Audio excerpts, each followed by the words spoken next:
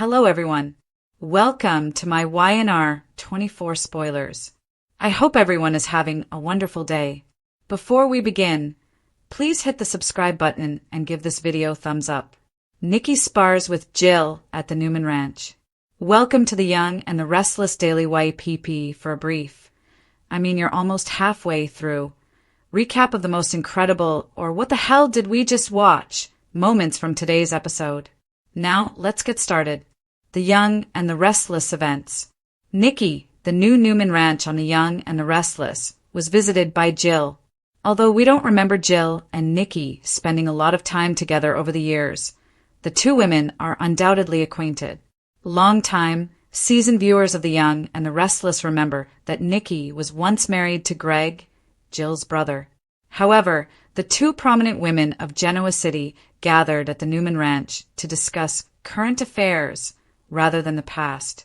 Jill, in Nikki's opinion, is not only a conduit, but also the only person who can assist in keeping Kane in check as he is out to destroy Genoa City. The two women greeted each other warmly as they met. Nikki greeted Jill by opening her door. Jill graciously declined Nikki's tea offer. However, both women were prepared for combat. Following Chance's passing, Jill praised Nikki for her kind letter. Indirectly, Nikki thanked Jill for Chancellor Industries.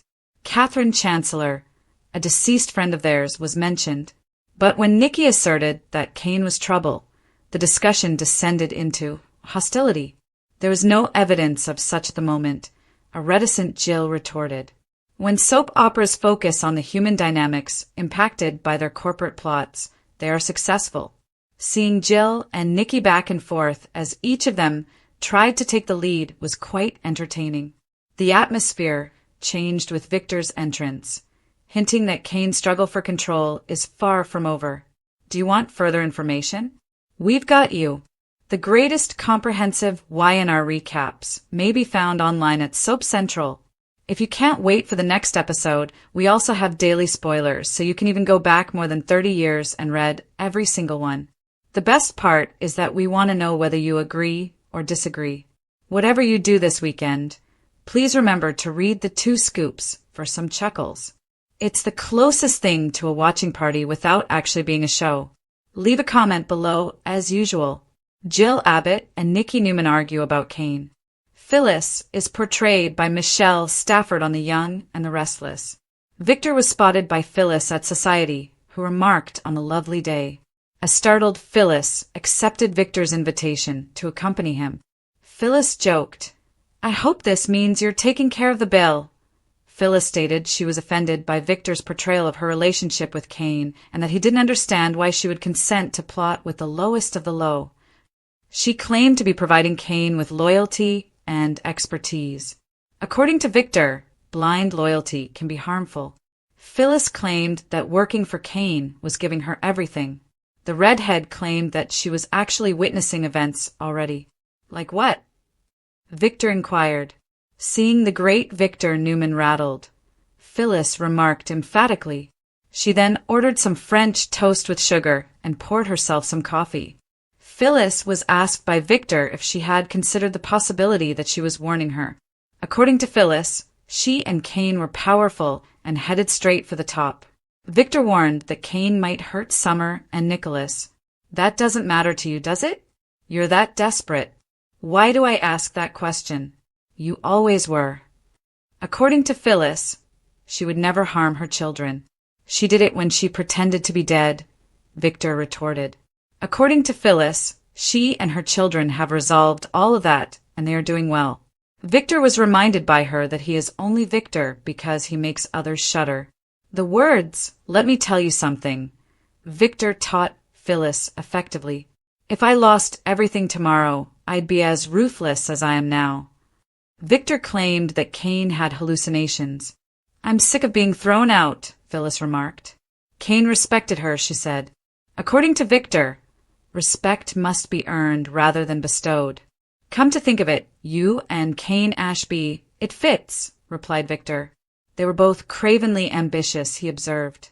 She attempted to connect her wagon to Nicholas, Jack, and Billy, but it didn't work out, he noted. "Kane deserves the inevitable fall," Victor added. Victor was told by her that Kane was siding with her. "I bring a lot to the table," she said. Phyllis intended to seize the ring made of brass. After saying that the food should be placed on his tab, Victor left. Outside of society, Nicholas ran into his father.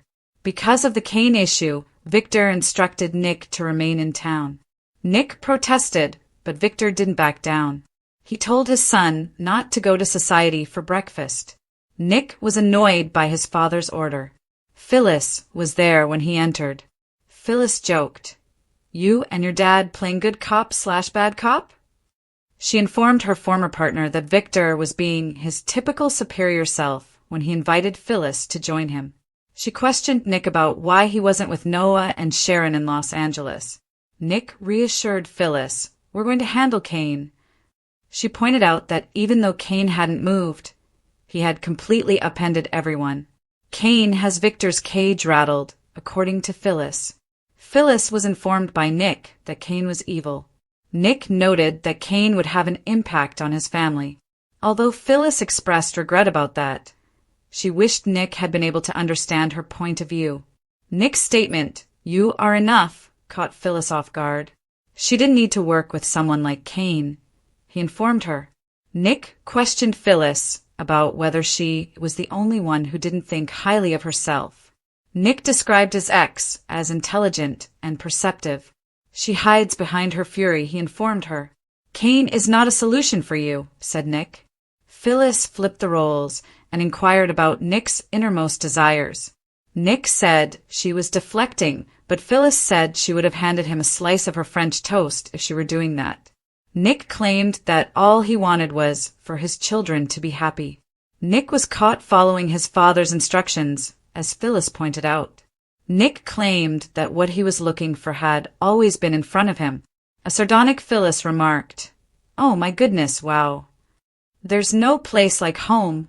Phyllis was right, Nick informed her. She wasn't lucky, Phyllis informed Nick. Her father did not give her a portion of his cooperation. Phyllis remembered that her father had been imprisoned and that he detested her for reporting him for his illicit actions. Nick likened Kane to Phyllis's father, as though Nick had a choking chain around her. Phyllis grasped her neck in a theatrical manner.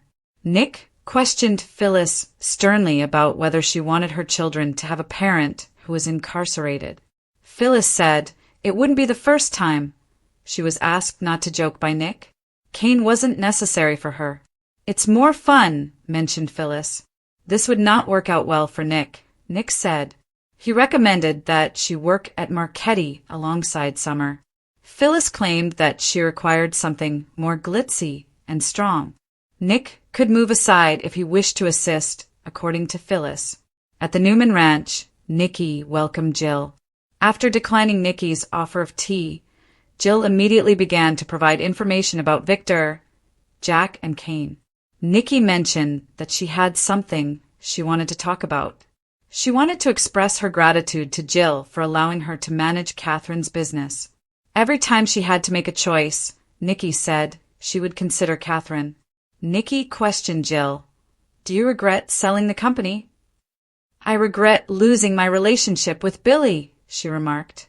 After Chance passed away, Jill thanked Nikki for the note she had written her. According to Nikki, Kane's danger is felt throughout the entire community. She was curious about Jill's plans to stop him. Jill questioned Nikki's belief that she could manipulate Kane. Jill kept Kane's billions and his new identity as Aristotle Dumas a secret, Nikki noted. Jill pushed Nikki to correct her information. After selling Chancellor, she went to see Colin. According to Jill, Colin asked her to keep quiet. Nikki remarked, "Your silence could take everything from us."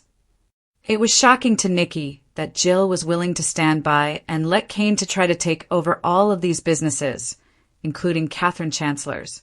Chancellor was previously run by Kane, Jill reminded Nikki. Why couldn't Jill see what was directly in front of her, Nikki wondered. They couldn't agree on whether Kane was a good man. Given their relationship, Nikki acknowledged that Jill must have found it challenging to be around Billy and Kane. Jill became aware that she evoked the same emotions in Billy as Catherine did. In regards to Kay, Nikki informed Jill, "She loved you very much." According to Jill, Kane is struggling with losing his family and the Aristotle Dumas character he built, which is causing him to become confused. Kane, according to Nikki, was vicious and seeking blood from the Abbotts and possibly someone else. Jill was informed by Nikki that she might be their only hope. "No pressure there," said Jill. Jill informed Nikki that she was exaggerating. Nikki claimed that she wasn't the only one who believed Kane posed a danger. Victor came in and greeted Jill. She claimed she didn't think she had an option. Victor inquired as to whether Nikki was courteous to Jill. "I tried my best," said Nikki. "Jill was particular," she added. Jill answered, "What can I say? I know what I want." "Don't we all?" said Victor. Jill was prepared to give Kane the benefit of the doubt, according to Nikki. Victor urged her to reconsider. When Jill said, "Don't count on it," she shot back. At Crimson Lights, Esther expressed to Sharon how glad she was to see Noah in Los Angeles, especially in light of Chance's passing. Keeping loved ones close is crucial, according to Catherine Chancellor's former maid. Mariah would soon be home and safe, Esther prayed. For caring for Crimson Lights, Sharon referred to Esther as a blessing. Sharon was persuaded by Esther to head to the airport. Sharon repeated, "Did I mention that you are a godsend?" Tessa and Daniel came in at that moment. Sharon wanted to know how Mariah was doing. Daniel and Tessa visited the hotel and bar where Mariah stayed, Tessa informed Sharon. "The bartender remembered Mariah," she added. Tessa regretted looking into Mariah because Sharon had told her not to. However, Sharon believed that Tessa might return to them because of her love for Mariah. According to Daniel and Tessa, Mariah was drinking by herself when she immediately connected with an unidentified man. Mariah and the man seemed to have gone upstairs to one of their rooms. This was what Sharon feared. They didn't share a bed, Tessa explained. She gave an overview, saying, "It's actually so much worse than that." Sharon inquired as to if they had found Will Hensley. Tessa disclosed that she had done an internet search for him. Sharon remarked, "He's a lot older than I expected," after looking at his picture. Hensley checked out a few hours later, according to Daniel. Hensley was scared and eager to leave, according to Daniel. Sharon questioned whether he had attempted to harm Mariah. Mariah left the next day, according to Tessa. According to what Sharon pieced together, Mariah got wasted, met this guy, and they both went. What was the worst thing? She wondered. Mariah told Tessa that she attempted to kill someone, Tessa disclosed. Sharon remarked, "Mariah? That's not possible." According to Tessa, the idea that Mariah nearly killed Hensley is not outlandish. Tessa questioned whether Mariah's outburst was due to Hensley bringing up thoughts of Ian Ward. According to Danielle's theory, Mariah attempted to murder Hensley. He thought Hensley might have been out for revenge. The Young and the Restless most recent episode gave Genoa City's devoted viewers what they've been waiting for. A high-stakes conflict enmeshed in emotion, history, and unspoken competition. It wasn't merely a cordial tea gathering when Jill Abbott visited Nikki Newman at the storied Newman Ranch. Two strong women who have each, in their own way, established empires, buried loved ones, and learned to withstand the recurring storms of ambition and treachery that characterize life in this soap town, collided across generations. Their exchange was a war of wills as much as words, and it was as incisive as it was symbolic. Tension practically crackled in the air as soon as Jill stepped across the Newman estate's marble threshold. Although the two women exchanged polite greetings, strategy is frequently concealed by civility in Genoa City. Beautifully attired and exuding the royal poise of Victor's queen, Nikki greeted Jill with the kind of civility that is both a challenge and an invitation as she invited her into her home. Jill declined Nikki's offer of tea, a modest but telling gesture that set the tone for the rest of the exchange. She was equally composed but obviously protective. Despite the fact that both ladies have experienced personal sorrow, love, and grief, their relationship has always been on the sidelines. Instead of actually knowing one another, they are aware of one another. The Abbott and Newman dynasties, Catherine Chancellor, and even Jill's late brother Greg, who was briefly married to Nikki, are some of the surprising ways that history connects them together. Their relationship is deeply ingrained in Genoa City's fabric, to use soap opera terminology. Although the conference appeared to be about business, it was really about control, legacy, and power, just like most things on The Young and the Restless. Ever the strategist, Nikki viewed Jill as both a partner and a challenge. Her goal was very clear: to stop Cain Ashby, Billy Flynn, whose transformation into the mysterious Aristotle Dumas has shocked the city's social and business circles, from becoming a bigger menace. Cain's recent actions have upset long-standing rivalries, upended economic connections, and, perhaps most dangerously, awakened the darkest side of many who previously dismissed him. Cain was seen by Nikki as a moral threat, as well as a corporate rival who had the ability to demolish everything that the Abbotts and they had worked so hard to achieve. But for Jill, things were much more complicated. She had defended, supported, and even loved Cain in her own complex, maternal manner while he was her protégé. Jill carried both responsibility and shame for his demise and resurrection as Aristotle Dumas. The tone of their discourse was one of awkward civility. After Chance passed away, a loss that still affects both women deeply, Jill thanked Nikki for her condolences. Although the compliment was tinged with silent judgment, Nikki returned the favor by recognizing Jill's contribution to Chancellor Industries and quietly expressing gratitude for Jill's prior leadership. Never one to overlook an indication, Jill responded by bringing up their shared bond with Catherine Chancellor, a woman whose ghost now haunts every business choice, ethical dilemma, and power battle in Genoa City. However, the facade of civility crumbled as the conversation turned to Cain. Nikki charged that Cain was dangerous and a manipulator who took advantage of instability for personal benefit.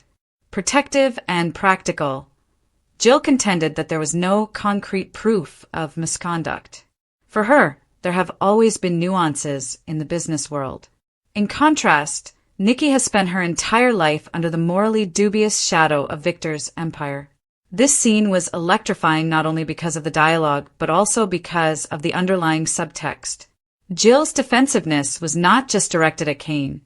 It was also directed at her own identity as a woman who is continuously undervalued and must always struggle for acceptance in a world full of males called Abbott and Newman. In contrast, Nikki has made control her life's work, both in her marriage and as her family's moral compass. A conflict between ambition and ethics, between survival and principle, resulted from the meeting of these two forces. Their verbal sparring was laced with flashbacks to their respective pasts. Their shared losses, Jill's corporate battles, and Nikki's sobriety all infused their comments with decades of suffering and tenacity. Jill said that Nikki had no moral superiority when it came to ambition and accused her of being hypocritical. Jill's silence about Cain's recent activities, Nikki retorted, was complicity. Nikki's mention of Cain's billions and his new identity as Aristotle Dumas, which suggested that Jill knew more than she was acknowledging, increased the tension. The fact that Jill replied that she had gone to see Colin after selling Chancellor and that she had vowed to keep quiet showed how complicated the situation had gotten. As Nikki noted, her silence could be the secret that lets Cain destroy everything that their families value. Nikki's tone hardened with a kind of righteous indignation that only Melody Thomas Scott can convey, and it was evident how outraged she was. She warned that Cain's power grab could end up destroying them all and accused Jill of supporting it. Never one to back down, Jill claimed that Nikki was exaggerating. This was a conflict between two ideologies, Jill's instinct for adaptation and Nikki's instinct for control. Though they do so in different ways, both women are survivors. Nikki's weapons are loyalty and integrity. Jill is tenacious and clever. Their disagreement went beyond Cain to include how women like them deal with a world where males like Victor, Jack, and Cain rule. The room's temperature immediately changed when Victor eventually arrived. The steady, deliberate rhythm and quiet authority of a guy who knows he controls the board even when everyone else believes they are playing the game, are the results of Eric Braden's presence. Jill gave him a courteous but circumspect greeting, while Nikki watched, clearly caught between patience and frustration. When Victor asked if Nikki had treated Jill with grace, his tone was surprisingly composed. Nikki's reticent response, "I tried my best," told it all. Unconcerned, Jill said, "What can I say?" "I know what I want," Victor said with his usual solemnity. "Don't we all?" This was a subliminal admission that all three were competing for the same goal, which was control over Genoa City's destiny. The underlying theme of the debate was obvious. Kane is seen by Victor and Nikki as a disruptive force that needs to be stopped. He is viewed by Jill as a flawed guy seeking atonement, and possibly as a reflection of her own complex background. Jill retorted that Victor had built his entire fortune on ambition when he told her that Kane's ambition would ultimately ruin him. When Victor hinted that he may change her mind, she responded, "Don't count on it." Victor, Nikki, and Jill form a power triangle that is reminiscent of the young and the restless. It is the meeting point of pride, loss, and legacy. Through corporate scheming, Catherine's memory, and decades of treachery and tense truces, all three are connected. However, the emotional weight of the sequence was inevitable rather than nostalgic. Something much more significant was clearly in the works, a reckoning that would set the old guard against a new generation under the sinister alias of Kane Ashby. Smaller moments, however, had just as much emotional impact in other parts of Genoa City. Sharon and Esther, one of the moral pillars of Crimson Lights, had a heartwarming conversation. Their tender, maternal, and melancholy talk served as a reminder to viewers of the emotional core that YNR continues to defend in the midst of its corporate conflicts. Esther softly emphasized the value of keeping loved ones close following Chance's passing and urged Sharon to see Noah in Los Angeles. The dramatic events taking place at the Newman Ranch were balanced by these more subdued moments. But in Genoa City, peace never lasts. Daniel and Tessa showed up with concerning news regarding Mariah just as Sharon was about to depart. They discovered a bar where Mariah had been drinking excessively as a result of their research into her abduction, as well as an enigmatic elderly guy named Will Hensley. Sharon was shocked to learn that Mariah might have admitted to attempting to kill someone. Another layer of dread was woven into the episode's fabric by Tessa's sadness, Daniel's uneasiness, and Sharon's maternal terror. Deep psychological wounds were suggested by the mystery surrounding Mariah's behavior, which may have been related to her previous ordeal with Ian Ward. The suggestion that she might have attacked Hensley in a fit of rage raised the terrifying question of whether Mariah was fleeing from the law, from herself, or from painful memories. The ability of the young and the restless to skillfully combine corporate intrigue, moral struggle, and personal trauma into a single, cohesive storyline was highlighted by this plotline. Sharon and Tessa struggled with love, fear, and atonement, much like Nikki and Jill did over loyalty and power. Though on a different scale, the emotional stakes were just as high. Another chess match was taking place back at Society, this time between Victor Newman and Phyllis Summers, Michelle Stafford. There was snark and underlying animosity in their encounter. As usual, Phyllis, who enjoys causing trouble, was audacious and ordered French toast while arguing with the king of Genoa City. Unimpressed but curious, Victor accused her of siding with the lowest of the low. Phyllis, who never backs down, exploited the accusation to her advantage. She declared her allegiance to Kane and said she was at last receiving the respect and authority she was due. Both Phyllis's delusion and her resolve were exposed during their conversation. In his usual stern style, Victor cautioned that unquestioning loyalty might lead to her demise. With scathing sarcasm, Phyllis said that she liked to see Victor shaken. Their conversation, which was sharp, thought-provoking, and steeped in history, was similar to Nikki and Jill's altercation in tone, but not in content. Nikki's need for stability with Victor is the exact opposite of Phyllis's search for approval through Kane. The tragically human nature of their stories stems from the fact that both women are, in their own ways, defined by the men they spar with. The emotional temperature dropped when Nick came in. His talk with Phyllis exposed something more vulnerable beneath her bluster. She didn't need Kane's approval or anybody else's, Nick reminded her, and she was sufficient on her own. We briefly got a glimpse of the woman behind the armor, a Phyllis who still yearns for meaning, acceptance, and atonement. However, Genoa City is not a community that readily accepts redemption. One could feel the threads tying them all together tighten as Victor, Nikki, Jill, and Phyllis each played their part. This is the type of narrative convergence that the young and the restless excels at. Jill's devotion to Kane, Nikki's urge to be in charge, Victor's unrelenting might, the perilous ambition of Phyllis. Additionally, Catherine Chancellor's ghost can be seen in the backdrop, waiting, observing, and possibly chuckling at the irony of it all. The stakes had never felt higher by the end of the program. Jill and Nikki's fighting was the first shot in what looks to be a conflict for Genoa City's future, not just a nostalgic moment. The reign of Kane Ashby has already begun. His partnership with Phyllis may prove to be her greatest success or her downfall. Meanwhile, Nikki and Victor are circling the wagons, prepared to defend their kingdom against another resentful opportunist. This combination of danger and legacy, the idea that every alliance conceals a purpose, every handshake conceals a knife, and every exchange between titans has the potential to alter everything, is what makes the young and the restless so captivating. We saw more than just a meeting as Jill and Nikki stood side by side in the middle of Newman territory. It was a proclamation. 2 females, 2 tales, 1 city on the verge of anarchy. One couldn't help but believe that Genoa City's next great conflict had just begun as Victor watched, silent but calculating, between women who have outlived males, learnt from them, and are now prepared to assert their right to authority.